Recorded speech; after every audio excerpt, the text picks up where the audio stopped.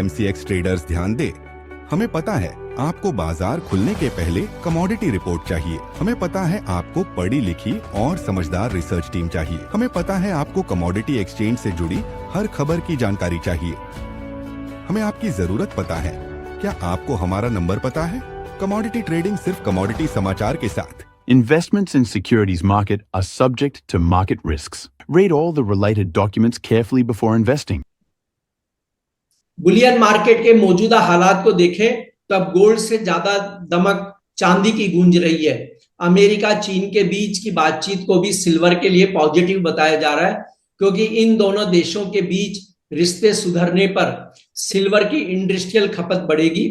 हालांकि दुनिया भर के सेंट्रल बैंकों की खरीद गोल्ड को मजबूत बनाए रख सकती है। गोल्ड सिल्वर मार्केट में अब क्या होगा, इस पर बात करेंगे SS वेल्थ स्ट्रीट की फाउंडर और रिसर्च हेड सुगंधा सचदेवा से। मैं हूं कमल शर्मा। सुगंधा जी, आपका स्वागत है मोलतोल में। सुगंधा गुड जी, आफ्टरनून कमल जी, आपका बहुत बहुत धन्यवाद मुझे इस शो में इनवाइट करने के लिए। जी सुगंधा जी, अमेरिका और चीन के बीच जो लंदन में बातचीत हुई है उसके पॉजिटिव संकेत बाजार को दिए गए।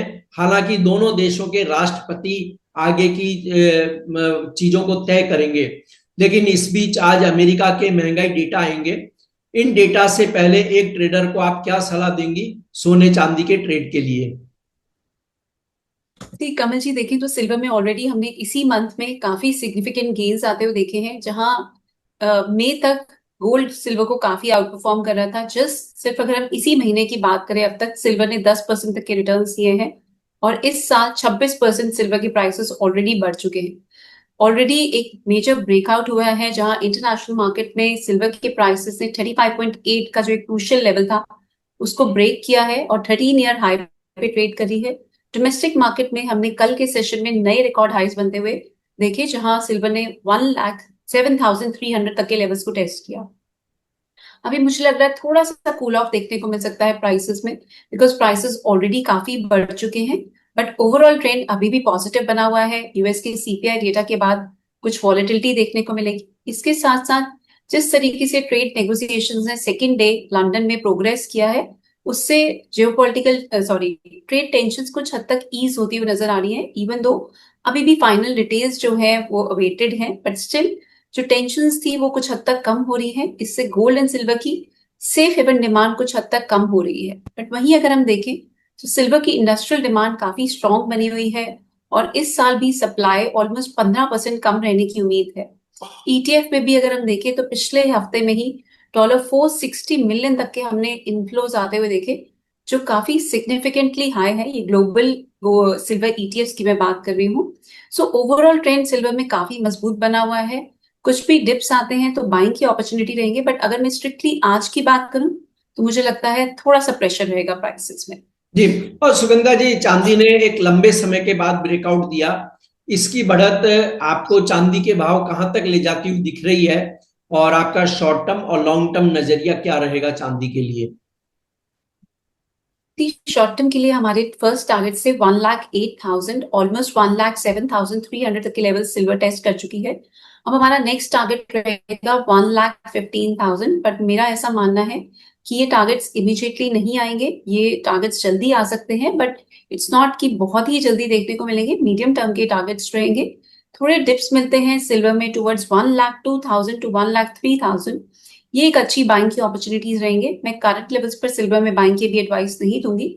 एक कुछ करेक्शन आए, थोड़ी सी प्रॉफिट बुकिंग आए, वहां पर दोबारा से एंट्री करना मुझे लगता है ज्यादा प्रूडेंट रहेगा। इनफैक्ट नेक्स्ट वीक भी मुझे लग रहा है दोबारा से तेजी देखने को मिल सकती है। ये टाइम साइकिल एनालिसिस के हिसाब से इंडिकेशंस निकल के आ रही है, बट उससे पहले थोड़ी करेक्शन की वेट करना बेटर रहेगा। तो क्या आपने जो करेक्शन की बात कही सुगंधा जी, उससे चांदी 1,00,000 रुपए के नीचे उतरती हुई लग रही है, या जो आपने 1,02,000 से 1,03,000 का जो एक लेवल कहा कि बाइंग के लिए, वहीं तक उसके टिकने के आसार हैं? मुझे नहीं लग रहा कमल जी अभी दोबारा 1,00,000 के नीचे के लेवल्स जल्दी देखने को मिलेंगे। अभी ऐसी कोई मेजर करेक्शन मुझे नजर नहीं आ रही, सिर्फ बिकॉज एक बहुत बड़ा ब्रेकआउट हुआ है। ब्रेकआउट के बाद अगर हम टेक्निकली बात करें तो नॉर्मली मार्केट एक थोड़ी सी करेक्शन देती है। वो करेक्शन एक बाइंग की अपॉर्चुनिटी होती है, और इस केस में अगर मैं देखूं सिल्वर के प्राइसेस में जो हमारा नियर टर्म सपोर्ट बन रहा है वो फर्स्ट लेवल्स बन रहे हैं 1,03,000 एंड देन 1,02,000 एंड उसी के अकॉर्डिंगली मैंने लेवल्स सजेशन दी है कि लोअर लेवल्स पर एंट्री की जा सकती है। इनफैक्ट बेटर है बिकॉज आप लोअर लेवल्स पर हमेशा पिक नहीं कर सकते, तो टाइम अगर करने से बचना चाहते हैं तो थोड़े भी डिप्स मिलते हैं तो एक स्टैगर वे में भी सिल्वर में बाइंग की जा सकती है। इधर आप कॉन्ट्रैक्ट्स के थ्रू बाय कर सकते हैं अपने रिस्क एपेटाइट के अकॉर्डिंगली, और अगर आप स्लाइटली लॉन्गर टर्म इन्वेस्टर हैं तो सिल्वर ईटीएफ में भी बाइंग कर सकते हैं अलग अलग लेवल्स पर।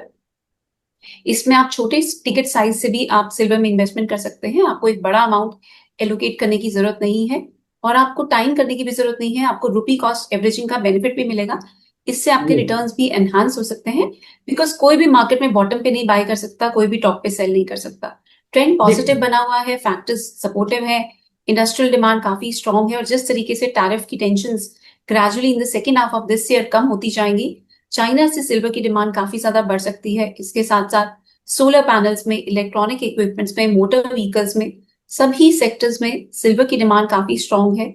इसके साथ साथ जिस तरीके से हमने डॉलर इंडेक्स में भी काफी नरमी आते हुए देखी है फ्रॉम लेवल्स ऑफ अराउंड 110, जहां डॉलर इंडेक्स अभी 99 मार्क के आसपास सस्टेन कर रहा है, ये भी एक बहुत बड़ा कारण है जो सिल्वर के प्राइसेस को काफी हद तक सपोर्ट कर रहा है।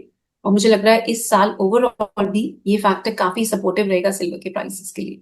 जी, और अगर हम लॉन्ग टर्म की बात करें इस साल के अंत तक की, तो सिल्वर के प्राइस आपको क्या नजर आते हैं? कमल जी, जिस तरीके से अभी हमने रैली देखी है, हम पहले टारगेट कर रहे थे 1,15,000 बट 1,25,000 के लेवल्स हमारे नेक्स्ट ईयर मार्च तक, फर्स्ट क्वार्टर तक एक्सपेक्टेड थे। ये लेवल्स भी इस साल पॉसिबल नजर आ रहे हैं मुझे, बिकॉज जिस तरीके से टेंशंस काफी जल्दी रिजॉल्व होती नजर आ रही है यूएस और चाइना के बीच में, ग्लोबल ग्रोथ की चिंता थोड़ी सी कम होगी इस वजह से, इवन दो जो ग्लोबल ग्रोथ के फोकास्ट आ रहे हैं वो काफी हद तक स्लैश डाउन हुए हैं, बट स्टिल मेरा ऐसा मानना है कि जिस तरीके से टैरिफ की टेंशंस धीरे धीरे रिजॉल्व होंगी, ग्लोबल ग्रोथ दोबारा से पिकअप करेगी और वो सिल्वर के लिए काफी सपोर्टिव रहेगी और इससे सिल्वर की इंडस्ट्रियल डिमांड को काफी हद तक बूस्ट मिलेगा। So 1,25,000 is the level that we can look forward to by year end. जी, और सुगंधा जी, अब गोल्ड की बात कर ली जाए तो गोल्ड के लिए आपकी शॉर्ट टर्म और लॉन्ग टर्म राय क्या रहेगी? जबकि देखिए, क्वांटम म्यूचुअल फंड ने एक नोट में कहा है कि अगले 2 महीनों में डॉलर के संदर्भ में सोना 12 से 15% शॉर्ट टर्म में करेक्शन हो सकता है। आप क्या सोचती हैं गोल्ड के लिए? मैं थोड़ा सा इसमें ऐड ऑन करना चाहूंगी। अभी नियर जी। टर्म में अगर मैं जून मंथ की बात करूं तो मुझे तेजी नजर आ रही है गोल्ड के प्राइसेस में भी, जहां अगर हम डाउन साइड की बात करें तो प्राइसेस ने 95,500 मार्क पर एक बहुत अच्छा बेस बना रखा है। जब तक ये लेवल होल्ड कर रहा है गोल्ड में ट्रेंड अभी मुझे पॉजिटिव ही नजर आ रहा है। इवन तो जिस तरीके से मोमेंटम हम ऑलरेडी आते हुए देख चुके हैं उतना मोमेंटम नहीं रहेगा बिकॉज प्राइसेस ऑलरेडी इस साल लगा चुके हैं, बट ट्रेंड अभी लार्जली पॉजिटिव है। बट यस, थर्ड क्वार्टर में मैं भी काफी सिग्निफिकेंट एक करेक्शन एक्सपेक्ट कर रही हूँ। सो जुलाई, अगस्त, सितंबर, इस पीरियड में मुझे लग रहा है एक अच्छी बड़ी करेक्शन भी देखने को मिल सकती है एंड गोल्ड के प्राइसेस 87,000 एक फर्स्ट लेवल है जो टारगेट कर सकते हैं।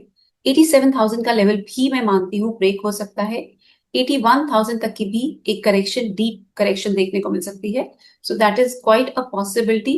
सो अभी के लिए तेजी है, बट यस, हम आपके साथ दोबारा शोज पे अपडेट करते रहेंगे। मुझे ट्रिगर्स नजर आ रहे हैं कि इस साल के थर्ड क्वार्टर में गोल्ड में काफी करेक्शन देखने को मिल सकती है, बट अभी ट्रेंड के साथ चलना बेटर है। अभी ट्रेंड पॉजिटिव बना हुआ है, सो ट्रेंड के साथ चले। जब तक 3280 का लेवल क्लोजिंग बेसिस पे होल्ड कर रहा है, ट्रेंड गोल्ड में लार्जली पॉजिटिव रहेगा। जी, और सुगंधा जी, ऐसे में जब आपने गोल्ड सिल्वर दोनों की पिक्चर पेश की, आपने कहा कि सिल्वर मजबूत दिख रही है और गोल्ड में कुछ करेक्शन संभव है। मान लीजिए किसी ट्रेडर के पास हम मानते हैं कि 1 लाख रुपया है, तो उसे एलोकेशन गोल्ड सिल्वर के लिए कितने रेशो में करना चाहिए? ये थोड़ा सा रिस्क एपेटाइट पे भी डिपेंड करता है।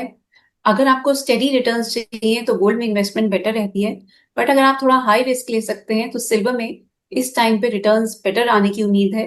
सो मेरा ऐसा मानना है कि इस टाइम पे 60 to 70% एलोकेशन सिल्वर में होनी चाहिए, 30% गोल्ड में होनी चाहिए। But this is not a thumb rule for अगर आप लॉन्ग टर्म देख रहे हैं। लॉन्ग टर्म में हमेशा आपकी एलोकेशन गोल्ड में ज्यादा होनी चाहिए, सिल्वर में कम होनी चाहिए, बट इस साल जिस तरीके से सिल्वर आउट परफॉर्म करती हुई नजर आ रही है, सो इस करंट सिनेरियो में आप सिल्वर में अपनी एलोकेशन को बढ़ा सकते हैं। बट यस, इसमें आप अपना रिस्क कैपिटाइट जरूर देखें, बिकॉज सिल्वर एक वॉलेटाइल एसेट है। जिस तरीके से रिस्क एसेट्स में हम सिग्निफिकेंट वॉलेटिलिटी जब भी आते हुए देखते हैं, इसका इम्पैक्ट भी हम सिल्वर पे आते हुए देखते हैं।